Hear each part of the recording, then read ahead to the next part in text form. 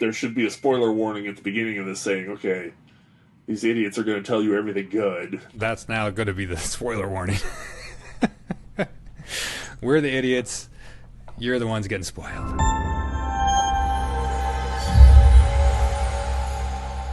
Greetings, good humans, and welcome to Tabletop Alchemy, where sometimes we do a completely different random thing when I have no time to do a real video. Again, what is this channel becoming? It's just nonsense. Is that different from before? I don't know. We thank our patrons for supporting uber amounts of nonsense. I don't know. Yeah, I'm recording this. This is garbage quality and everything else because, and I'm at the desk. This is my, kind of the interview setup, but I'm just using the camera that's in my computer screen because I can't set up a camera. I don't have enough cameras in here to set everything up because I'm just busy. It's just day job stuff. And again, I have to pinch hit another video without any hobby content. So, I'm sorry. We're going to talk about one of the movies I recommended a couple videos ago. It's such a good movie. It's so fun, and everybody that I've recommended it to so far has thoroughly enjoyed it. I haven't recommended it to somebody yet who told me they didn't like it. And so this is what my buddy Hoffman had to say. So you're saving me from not having a video this week. Well, I've tried to save you from not having a video multiple times. Dear viewers, I've tried to intervene on your behalf. That's pure Hoffman for you right there. What you got down there? You got a little Toy Story action going on? I do. I got my Buzz Lightyear. Yes. He's not bad. No, he's very cool. I'm going to show a clip of the text chat where you said, I watched your batshit crazy movie. Explain to the dear viewers, just encapsulate for them quickly how you perceive your and my sort of opposing taste in films and stuff. Okay, so I've thought about that. I don't know how to put it into words other than you and I have it's either widely varying or almost dead on. So I would agree. I hate Aliens 3 and you love that movie. True. As a general rule, there's I think only two Fincher movies that I actually like enough that I would watch again. 7 and Fight Club, right? Yes. There's definitely a few things where I cannot believe that you either don't like it or won't watch it. Yeah. Like you have steadfastly refused to watch Logan. Yes. Which I don't know why when it's such a good film and it's for people our age range. It's about us, man, on the backside of the time slide. Well, okay, but it's fine. I don't like Marvel movies, and I can't get it out of my head that it's a Marvel movie. I get that. I don't watch a whole bunch of Marvel movies either. You don't watch too much horror stuff, right? No, not really. Which I don't either, really. I just can't think of a horror movie that I really have enjoyed. And I don't know that I would entirely... I guess this is a horror movie, but I don't really think of it as...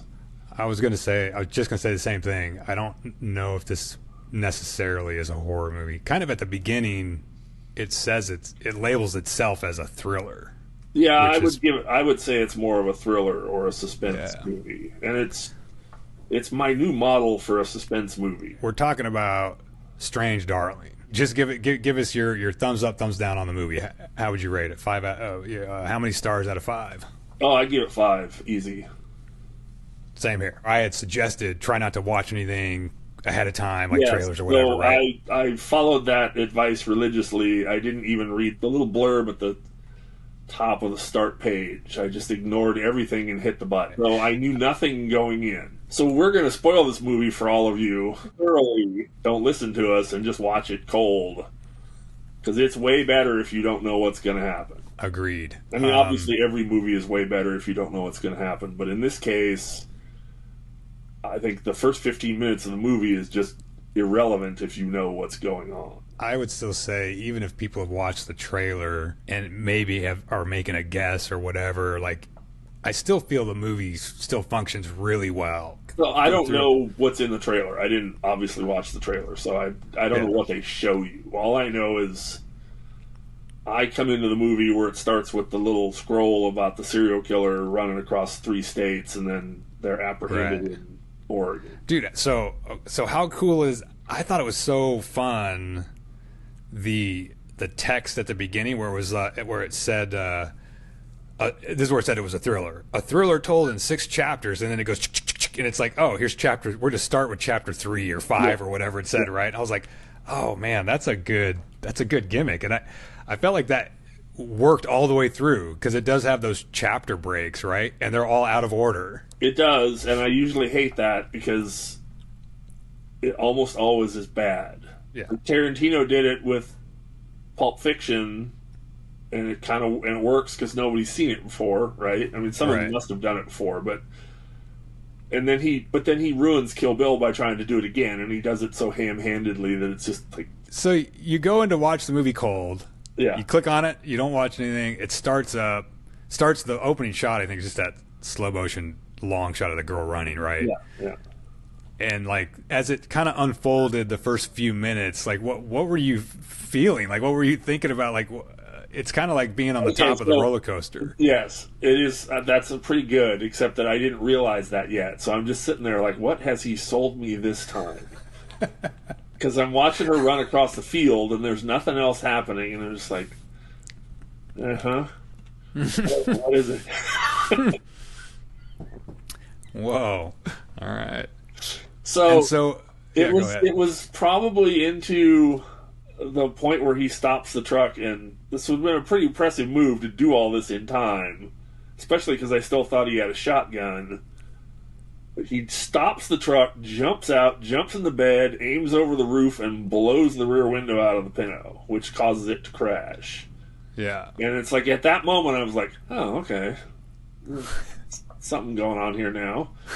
Because up until that point, it's all right, it's just car chase. Like, it's cool shots of the truck. Sure. The truck looks evil and everything, but I'm already in my mind going, well, he's the serial killer, obviously. I don't think there's any way to watch the movie and not think that. Yes, everything. It's like giant neon signs on the edge of the screen going, serial killer. Yeah, I mean, because they're also contrasting with shots of her in the car. Yeah. She looks all bedraggled, and she looks genuinely freaked out and afraid, and like freaked out. And then there's no music, or if there is music with her, I don't remember it. But the music with him is always that. I think that's right. You can't see anything else besides that setup, the way that's done. Up until maybe when they're finally in the hotel room is when I was like, okay, this movie is now like this has got my attention. Like the whole scene where they're talking in the truck, I'm still thinking like, all right, he's suckered me again. You know?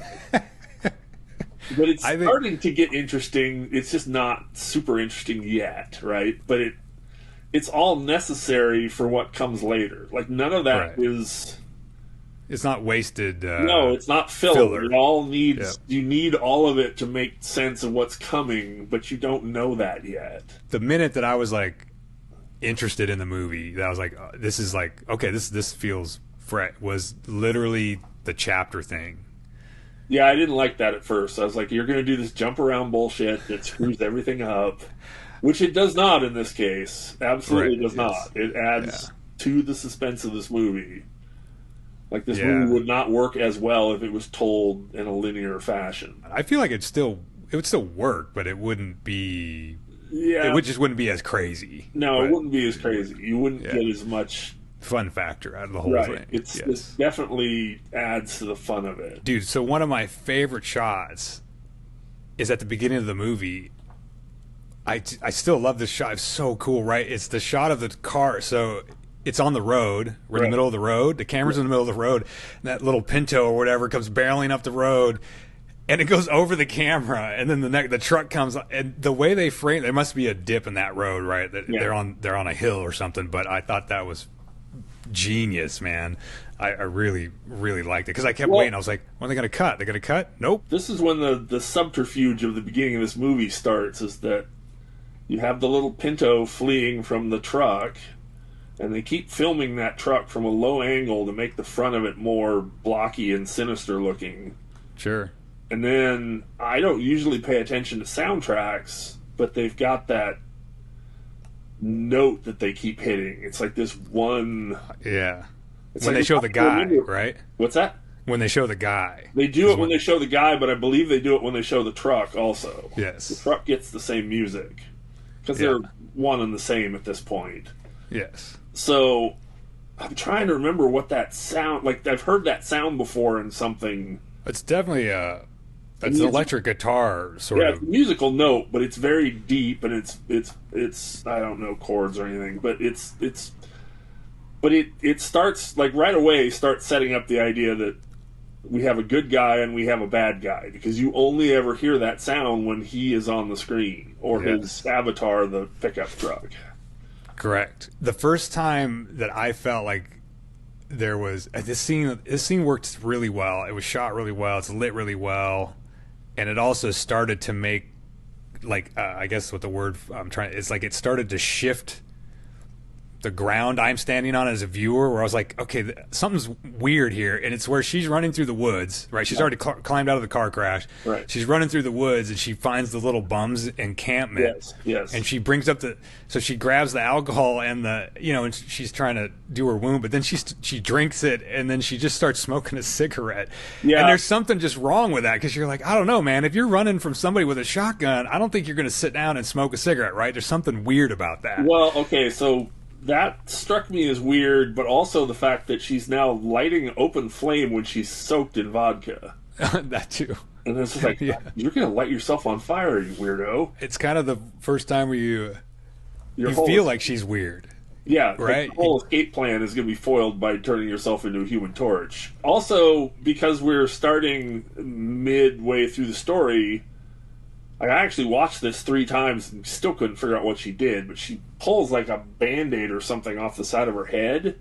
Yeah. Like that's where she's dumping the alcohol, right? But I was like, what did she do? But anyway, because you hear it tear away, but you can't really see what it is that she's doing. Because her hair's all like in there, so it's not clear. Yeah, it's kind of hard to tell what's happening.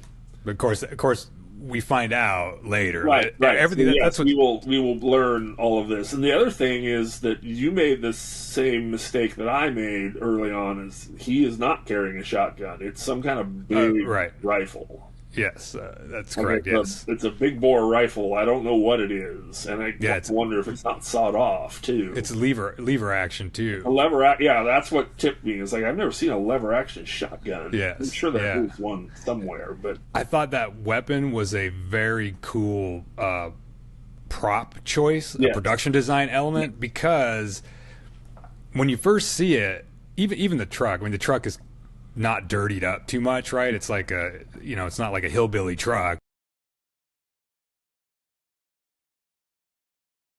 And then when he grabs that gun, and that gun is very clean. Yes. And it's in the silver and the black motif. Yes. It's obviously later on you find out, of course, he's a cop. So, but that weapon definitely feels like a cop's weapon. It definitely when you first see it, you don't know he's a cop, but it feels out of place a little bit visually. It's too clean. It's too kind of badass, like as far as what it is. You're like, to me, I was just like, that's a very visually cool weapon. Yeah, I don't know if I agree with that. I agree that it's a cool weapon, but I don't know that it looks, because to me it looks like it's been modified, like shortened, which I don't know if that's legal. It's illegal to shorten, like you can't saw off a shotgun past a certain.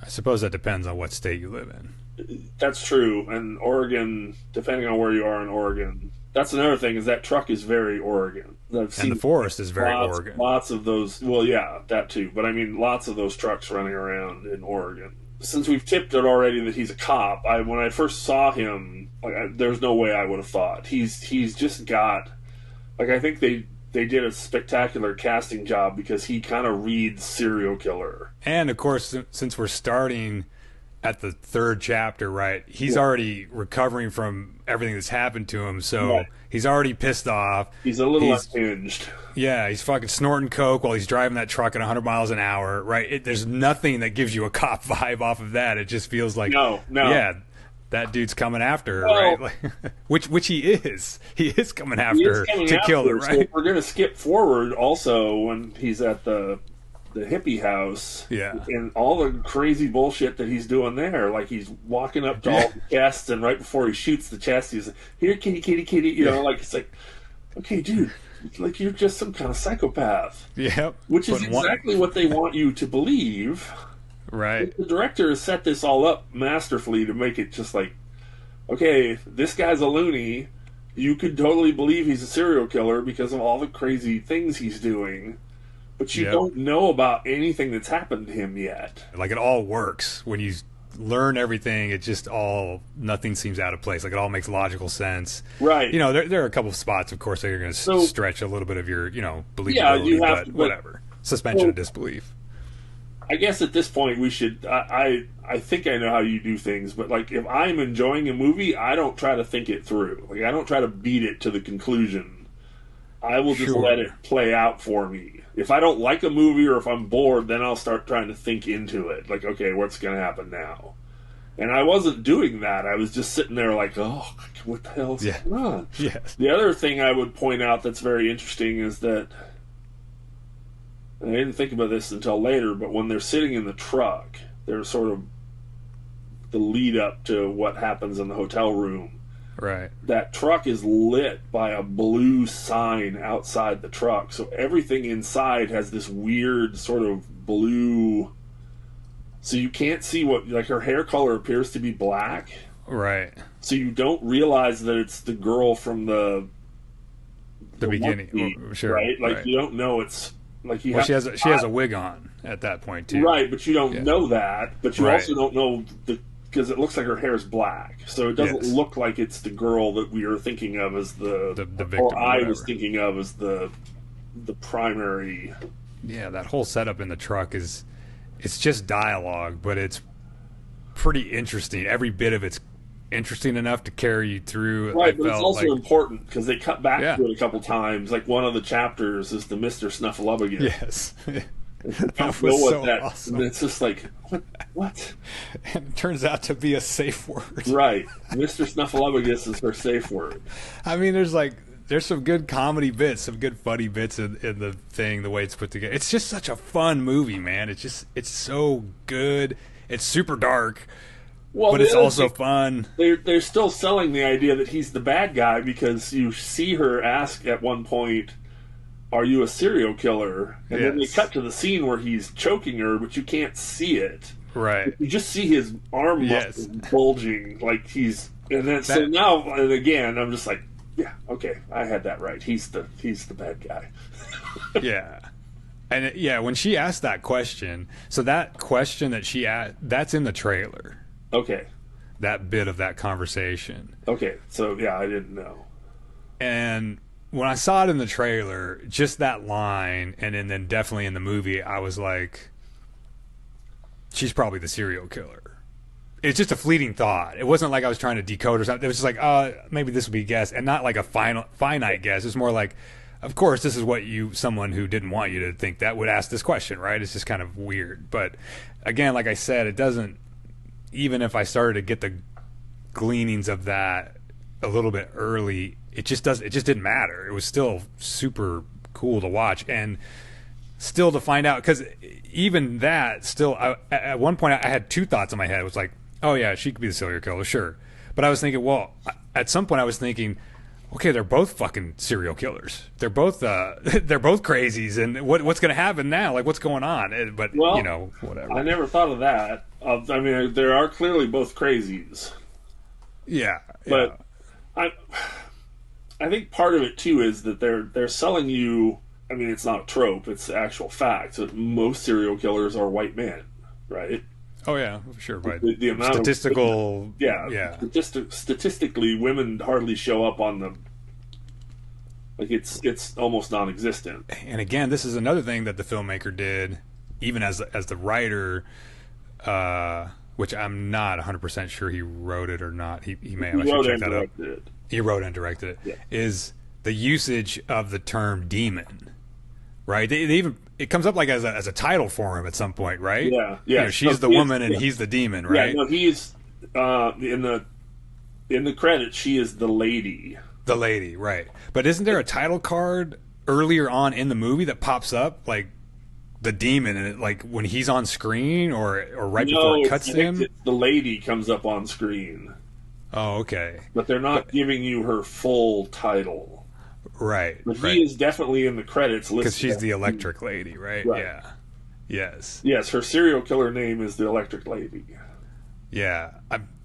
I'm pretty. At some point, something comes up that says demon about him early in the movie, because I was thinking of that later as the movie was going. I was like, oh yeah. So I was like wondering, like, what are we going into the supernatural with this? You know, well, okay, or whatever. But maybe that's how she sees him, because somebody at some point asks her, "How can you do this?" Like she's just stabbed somebody.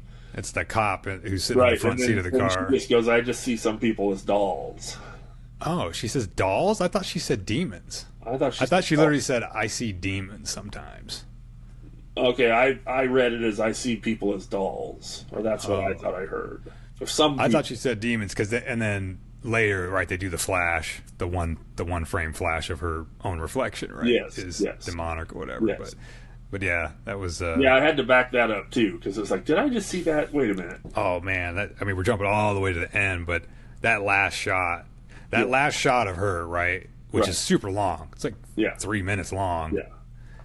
And that shot is what feels very similar to me in the unsettlingness category that I said about that other movie, that Red Rooms movie, where it's just this super unsettling thing, just watching her like die, and she just looks creepy. So what I noticed about that is the first thing you see is like her coloration goes, but the shot is still in color. Yes. And then they start graying it out, like you're getting too many G's on a roller coaster and your vision's tunneling, and everything goes black and white. Then I was like, okay, so I wasn't imagining the color loss earlier. They just did it's so like it's the very blood, gradual at first, where it's just her face grays out. Yeah. Or it doesn't gray out, it just goes super pale. And then all the colors start leaching out of everything. Yeah, it's super well done, just the way they put it all together. And the whole time you're watching that shot, and she's obviously trying to make her body move, and she can't because she's dying. Right. And we know, as the audience, she's got 2 more guns on her that the driver never checks her for, right? But we know she's got a bunch more guns in her pocket. We know she's trying to get that. She can't make it work. And again, just another, just a brilliant bit of weird tension, and just watching her go. But also super unsettling, right? Just her look. She looks so weird too. Like they did something. I don't know, the way she's twisted her head in. She kind of looks.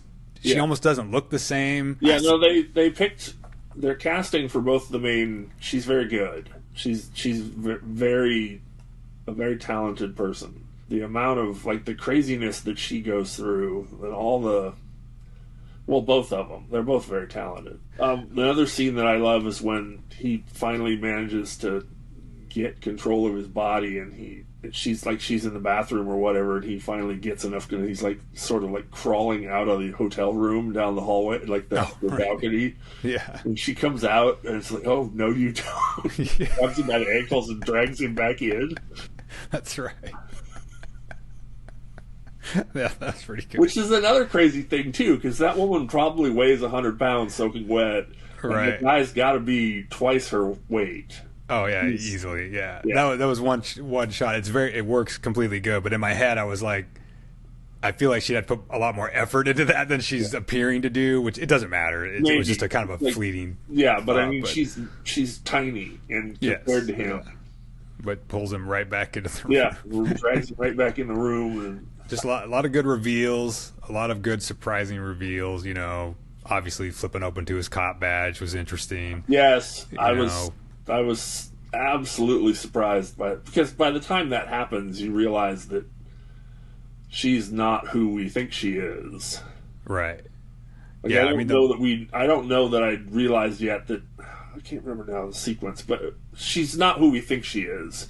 And then she flips the thing open, and he's a cop, and it's wow, no way. And then she kind of just weird little things that she would do as an actress, or just decisions of she goes through his wallet and everything, and then it's just chucks it in the trash. It's just weird, just these little details of way that she acted, where you're like, yeah, that's the psychopath coming out right there. Right, just little weird things that she would do. Obviously, when she kills people just in the middle, it's flippantly, right? Right. I didn't want to do that to him, but I had to. I don't want to do that to you, so give me your jacket or whatever she says to that nurse woman when she's in that room. and it's just everything just spirals for her. Well, the way she could gear, like the shift thing when she comes to the hippie house to get, like, can you please help me? And she just looks so helpless and frail and like. Dude, what about the scene with the hippies when they make their breakfast? I got so grossed out. I was just like, how this is such an effective thing that the filmmaker is doing. Like, you're taking a normal breakfast and you're just pushing it so far that it becomes this absolutely stomach churning thing. I couldn't get over that. Sausages and pancakes, and then it's all of a sudden like, wait a minute, did he just shoot a whole bottle of syrup on there? And then like and then it just gets mixed up. Can of blueberry, like, is it compote? Like, I don't know what it is, but it's like a can of something that looks like and then it's whipped cream on top of all of it. No, it's just like, you're just like, what? It just does a weird. That's their Sunday breakfast.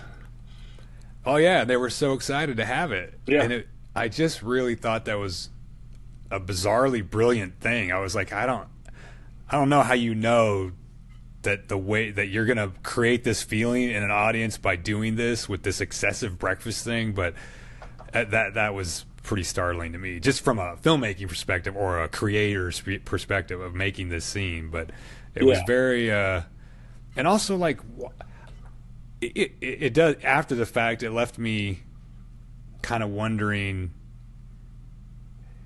Those people were cool. The hippies were cool, right? I mean, they were like cool, nice people. Right. It's just that one breakfast thing that makes them. Obviously, they're weird, but the breakfast thing kind of. Well, I think there's more than that makes them obviously weird. There's that whole house is. Like you watch the sort of tracking shots through that house, and there's a lot of weird shit in the house. Yes. Like parts of the house are coming apart, and. Yeah, it was sort of like implying something about them. I don't know. Yeah, it was good. Yeah, I don't know. Yeah, I remember being grossed out. No, I don't know that I was grossed out. He throws a whole stick of butter in the pan. That's right. The whole stick of butter goes boom, and I'm just like, whoa, this is bizarre, dude. And it's not a regular stick of butter either. It's big. It's like one of those long double sticks. Yeah. It's just like, I don't know, dude. That's so funny that sticks out, that whole scene. Right, but you see that, so this is crazy to be talking about in a movie. We get hung up on this, but it's like a whole stick of that giant stick of butter, and then it's what, like 7 or 8 eggs? Right, yeah. And then, you know, if you'd stop there, you'd have a nice pancake and egg sausage sandwich, but then he throws all the other crazy stuff on there. Yeah, and like just so much. Just so bizarre. But yeah, that is I find it completely fascinating that we are talking about this movie that we thoroughly enjoyed. It's a thriller, and it's about serial killers. But there's just a breakfast scene that not even has people in it. It's just what the breakfast is a literal talking point after the fact. I think that's super cool. I think it's a break from sort of it gives you a break from the crazy, unrelenting, you know. Correct. Yes. Serial killer vibe of the guy chasing her and the crazy music, you know, and like yes. And then you get this sort of interlude where it's like, hey, we're just having a good time here, making a Sunday crazy breakfast, and yeah. Oh yeah, we'll help you. Come on in. You know, I'll get the bear spray and. Bear spray is an important prop, the bear spray. Correct. Well, I'd forgotten about the bear spray when she was... I had to. Yep. So, it worked 100% like it was supposed to work. Yes. But it is also the one scene that required for me the most, quote, suspension of disbelief in it. Not that she gets the bear spray and sprays him. It was the fact that he has to, for the movie to work, he has to go back and get close to her physically so she can take him out. Right. Where I was just thinking, I mean, he's a cop. He's been through all this shit. It seems like at the very least, and you got hit with bear spray, you would just try to get away from that person as much as possible. And so it's just that one little thing about him just bouncing off the wall and going in closer to her. But it's totally forgivable. I don't really care. It's just that was probably like the only thing that popped up to me as like, oh, I'm kind of out of the movie because of this one little thing for just a second, and then I'm just like, okay, whatever. Yeah, I don't know that it happened too fast. I didn't think about it. I just like he's just enraged for being like she's done this one more thing to him. And... yeah, the way she it. It's done. Even that's done well because the whole time that scene's pretty long. That leads up to the bear spraying, right? Yeah. So she's just waiting, just biding her time. Yes. And I think she's even like talking, like she gives us like some of her backstory or whatever. I can't remember exactly. Again, I think I've only watched the movie once. I need to go back and watch it again. But yeah, even that's just great because another thing that like builds up suspense or the surprise of the bear spray because it takes so long. Yes. In there, and then she pops up with it, right? And you're like, fuck, she's had it the whole time, and she's waiting. Well, that was the other thing when he shoots the icebox, because we should, since we're spoiling everything, there's a lead up to the icebox too. Yes. He walks into the yard, and there's all these turkeys and frozen turkeys and chickens laying around in the yard, and it's like a crane shot or a drone shot looking down, and there's live chickens walking around. Right. But then there's all these frozen birds, still in packages, but they're just laying on the ground, scattered about. It doesn't make any sense. Right. Except it clicks in my head. It's like, well, someone obviously emptied a freezer. Those are frozen turkeys laying on the ground. What are these weird hippies doing? Yeah, that's my thought when I see it. I'm like, what are they doing? Right, because you don't know the weird hippie. Well, one of them is dead at this point, but you don't know that. I felt super bad for the hippie woman, Sissy Spacek, when she shows up later to the cop car and that she gets taken out as well. It's like, oh, I thought maybe she'd be the one survivor or the one who puts her, behind bars or whatever. Nope, just takes her out right away. It's actually Barbara Hershey. No, it's Sissy Spacek. That money. Really? Of course I'm going to edit this all out. You are correct, Barbara Hershey. So Barbara Hershey. But anyway, yeah, I totally thought she was going to be our one survivor, but... Yeah, I had actually forgotten about her until she ran back up to the cop car, and then I was like... I never forgot. I was thinking about her from the moment she got away. Really? Because I was like, oh, she got away, so she's doing some... I was like, that's coming back at some point. She's got to be... I thought she was probably going to, maybe going to bring the cops or whatever. I didn't know it would pan out the way that it did. But yeah, I completely, once she was off the screen, I had completely, like, to the point where when she showed up again, oh, that's right, she got away. Momentarily. Because, I think that's logical. You would see a cop car and think, this is my salvation. Of course. Not imagining that the lunatic serial killer is sitting in the back with 14 guns. Right. When she sells that on her face, when she sees her, you can see that in her face, like, oh, shit, right? Yeah, right. The electric lady lets the female cop go, like, actually get away, right? She makes her run out of the truck and run up the hillside. She makes her run out of the truck.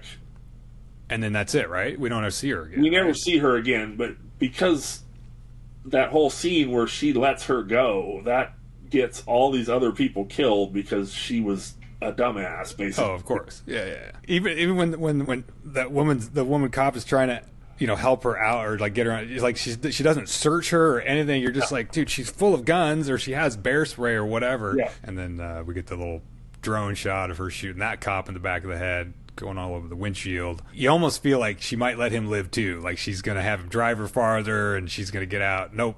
Splatters him. Yeah, I kind of didn't think either of them were going to survive, and I was sort of surprised when she let the woman run off. Like right up to the moment where she's off camera, I'm thinking, okay, she's going to let her run up this bank a little bit and then just shoot her in the back or something. I felt like it was I think that was a solid choice for the character's craziness. Like her whole thing, she seems like she has some weird logic in her own brain that she's following or whatever. She doesn't kill everyone. Like you get the impression that she kills the woman at the hotel that lets her in. Right. When she's doing the I need help act. And then she switches into the demon mode and takes the car from the other girl and her clothes, the nurse. And we don't know what happened. She killed that woman, right? We don't know. Like she was sort of in between. She's like, I didn't want to kill her. Right. And then So she's sort of like going back into the I'm normal-ish mode. Oh, right. I need your car keys and your outfit. Your outfit. I have a Pinto outside. She's like, a Pinto, really? Yes. Seriously? Is it like pink? It's pink or red or something? It's red. Well, I had a moment of nostalgia because my little hot rod was a Pinto, almost identical, except it had a V8 in it. I am going to have to watch this movie again, but I do have to give it some space. So I can yes, but she does go into it and have more fun with it. Everything but roll her eyes when she hears it's a Pinto. So this is only this dude's second feature film. Okay. His first feature film came out 9 years ago, and it's a Western. And I kind of want to watch it. I it's not a big budget movie or anything like that, but it looks like it shows like his chops. It has a interesting take like on the Western sort of stereotype stuff. Okay. But anyway, yeah. I don't know. It's a long time between movies, though. I don't think that Western became like, it wasn't like this movie where it got like a lot of people talking about it or anything. I think it kind of came and went or whatever. And very definitely this movie, like I've never heard of this movie before, this Strange Darling. I don't understand why. As good as this movie is, it should have been widely known. Like people should know the name of it. It's definitely gaining a cult following. Like more and more people are finding out about it. Right. It's growing. So I definitely feel this dude's going to get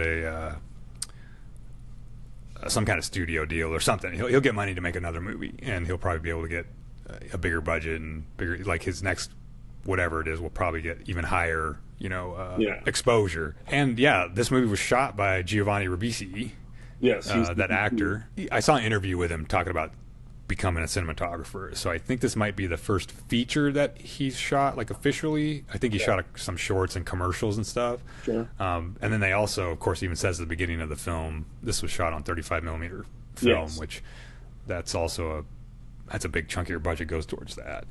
Yeah, I noticed that. I thought that was interesting that they made that choice. The look they were going for, obviously, sort of like this mix of like 70s with modernization look to it, I guess. Yeah, it has a little bit of a grindhouse look to it. I mean, it's there, but I don't think it's a huge part of it. I think it is part of the overall look of it as it's meant to have. Yeah, it's just it's part of the cohesive overall design of the whole thing. Like, it doesn't stand out as different. Man, that shot where the cars drive over the camera is so good. I don't remember that shot at all. Like, how do I miss it? You don't remember the two cars and then they go over the camera? I don't remember that. I just remember the flashing to the front of the truck, the low angle shots of to the moving shots. Yeah, because that shot is uncut, so the Pinto goes over it, right? And it's a long shot. It starts on an empty road, and then the Pinto appears. Right, it comes over that S curve. Yeah. And it goes over, and then the truck is behind, and it comes, and it goes over as well. It's kind of like it's Fight Club, where you can now watch the movie again, knowing everything else, right? And then you'll be free to like pick up other details. Yeah, I'm sure there's all kinds of stuff that will hit me when I see it a second time. I'm gonna look out there and see if there's a Blu-ray or something that has like behind the scenes stuff. Just to see that would be good. I'm glad you enjoyed it. I'm glad you got to see it for free and everything, but. Yes. I still say it's worth $6. Anybody who's going to rent it. Knowing what I know now, I would pay $6. I actually would like to own a copy of it on DVD. Do another clean pitch. Just you pitch it to the viewers. All right. Well, I'm just going to say, just go watch this batshit crazy movie.